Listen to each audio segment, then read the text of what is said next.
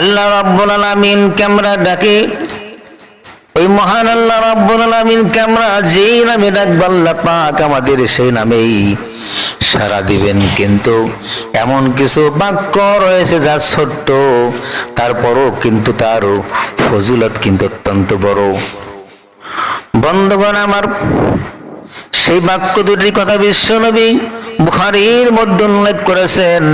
সর্বাধিক হাদিস বর্ণনাকারী সাহাবী হযরতে আবু হুরায়রা রাদিয়াল্লাহু তাআলা আনহু বলেন, বিশ্বনবী বলেছেন, দুটি বাক্য ওই মহান আল্লাহ পাকের দরবারে অত্যন্ত প্রিয়, সুতরাং জিহ্বায় উচ্চারণ করা হালকা হলেও পরকালে মিজানের পাল্লা ভারী করে দেয়।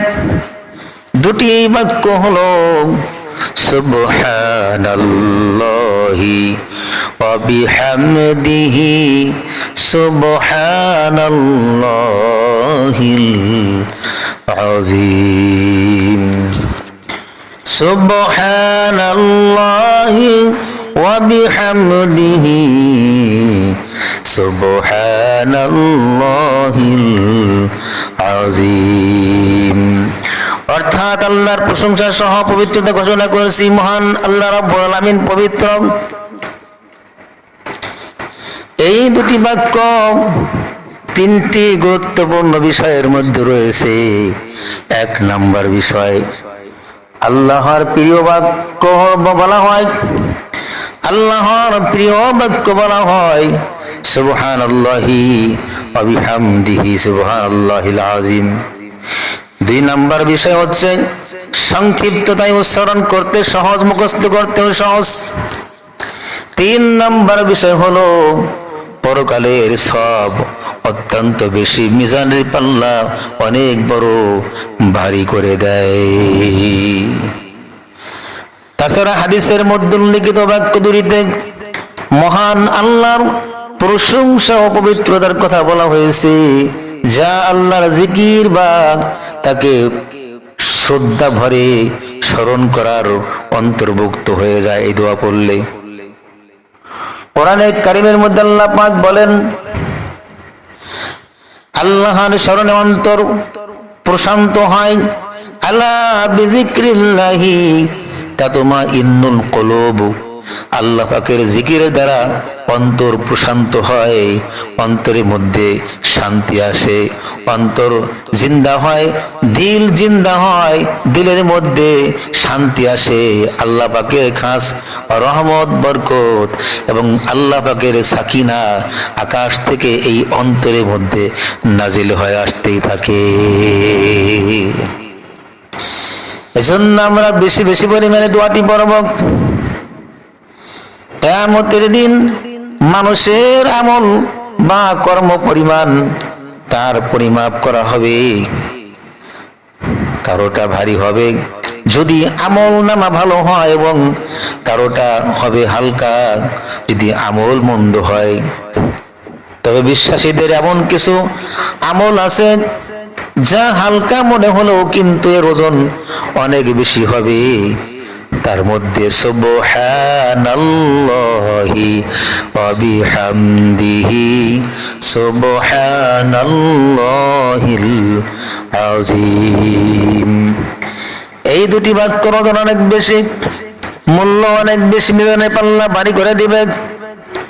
কোরআনে কারীমের মধ্যে আল্লাহ পাক রব্বুল আলামিন আরো অনেক কিছুই না বলেছেন। সুতরাং কোরআনে কারীমের মধ্যে আছে, আর কিয়ামতের দিন আল্লাহ বলেন, আর কিয়ামতের দিন আমি নাই বিচারের মানদণ্ড স্থাপন করব। সুতরাং কারো উপর কোনো অবিচার করা হবে না। আর যদি তিল পরিমাণ ওজনও যদি কাজ হয়, অর্থাৎ তিল পরিমাণ ওজনও যদি কাজ হয়, তবু আমি আল্লাহ পাক রব্বুল আলামিন তবু স্থাপন করব। অর্থাৎ বান্দার আমল যদি সামান্য তিল পরিমাণ হয়, তারপরও কিন্তু আমি আল্লাহ পাক রব্বুল আলামিন সেই তিল পরিমাণ, সামান্য পরিমাণ, ক্ষুদ্র পরিমাণ একটি অনুপরিমাণ নেকি হলেও বা বদি হলেও আল্লাহ পাক ওজন করব, পরিমাপ করব। সুতরাং আল্লাহ পাক রব্বুল আলামিন পরিমাপ করবেন। যদি নেকির পাল্লা ভারী হয় আল্লাহ পাক জান্নাতের ফয়সালা করবেন, যদি নেকির পাল্লা ভারী না হয়, গুনাহের পাল্লা ভারী হয়ে যায়, আল্লাহ রাব্বুল আলামিন ফেরেশতাদেরকে ডাক দিয়ে বলবেন ফাহাদুহুম ইলা সিরাতিল জাহিম।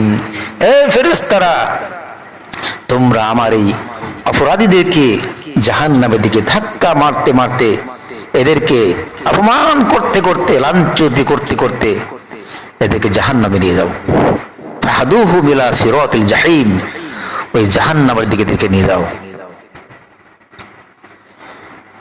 ভাইয়েরা আমার, বন্ধুরা আমার, এজন্য আমরা এই দোয়াটি পড়ব, সুবহানাল্লাহি ওয়া বিহামদিহি সুবহানাল্লাহিল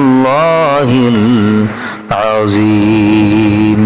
আল্লাহ পাক রব্বুল আলামিন কোন বান্দাকে কোন সিলাই মাফ করবেন কেউ বলতে পারবে না। সামান্যতম ওই আমলটা যদি ইখলাসের সঙ্গে করা হয়, যদিও ছোট্ট ছোট্ট বাক্য সুবহানাল্লাহি বিহামদিহি সুবহানাল্লাহিল আযীম, যদিও ছোট্ট বাক্য যদি কোনো ব্যক্তি এই ছোট্ট বাক্য ইখলাসের সঙ্গে পড়ে, আন্তরিকতার সঙ্গে আল্লাহ পাক রব্বুল আলামিনের মুহাব্বতে পড়ে, হতে পারে আল্লাহ পাক রব্বুল আলামিন এই দুয়ার উসিলা করে আল্লাহ রব্বুল আলামিন বান্দার জীবনের সব গুনাহ মাফ করে দিয়েছেন এবং জান্নাতের ফয়সালা করে দিবেন। এটাও তো হতে পারে। কিয়ামতের ময়দানে আল্লাহ পাক মানুষকে মাফ করবেন একমাত্র অনুগ্রহের কারণে। আল্লাহ পাক যদি ওই কিয়ামতের ময়দানে ইহসান না করেন, দয়া না করেন, কোন মানুষ মাফ পাবে না। এজন্য ভাইয়ের আমার, বন্ধুরা আমার, ওই মহান আল্লাহ পাক রব্বুল আলামিনের দয়া অনুগ্রহ সবচেয়ে বড় বেশি প্রয়োজন। এজন্য আল্লাহ পাক রব্বুল আলামিন বান্দাকে মাফ করার জন্য ছোট্ট ছোট্ট জিকিরের ব্যবস্থা করেছেন, ছোট্ট ছোট্ট তাসবিহের জিকিরের কথা উল্লেখ করেছেন, যারা এগুলি করবে। কারণ জিকিরের দ্বারা আল্লাহ পাক রব্বুল আলামিনের সঙ্গে বান্দার সম্পর্ক তৈরি হয়। যে যার জিকির বেশি করবে তার সঙ্গে তার সম্পর্ক তৈরি হবে। এজন্য আমার আল্লাহ পাক মানুষকে বানাইছেন, আর সেই তিনি মানুষকে সৃষ্টি করেছেন। আর সেই মানুষ যদি মহান সত্তার সঙ্গে, মহান আল্লাহ পাক রব্বুল আলামিনের সঙ্গে সম্পর্ক স্থাপন করে, তাকে ডাকে হাসবুনাল্লাহু ওয়া নি'মাল ওয়াকিল, হাসবুনাল্লাহু ওয়া নি'মাল ওয়াকিল, অথবা সুবহানাল্লাহি ওয়া বিহামদিহি সুবহানাল্লাহিল আযীম। এরপরে অন্যান্য জিকির, এরপরে হাসবুনাল্লাহু ওয়া নি'মাল ওয়াকিল, পরে হাসবিয়াল্লাহু লা ইলাহা ইল্লাল্লাহু ওয়াহদাহু লা শারীকা লাহু লাহুল মুলকু ওয়া লাহুল হামদু ওয়া আলা কুল্লি শাইইন কাদির, হাসবিয়াল্লাহু লা ইলাহা ইল্লা হুয়া আলাইহি তাওয়াক্কালতু হুয়া রাব্বুল আরশিল আযীম।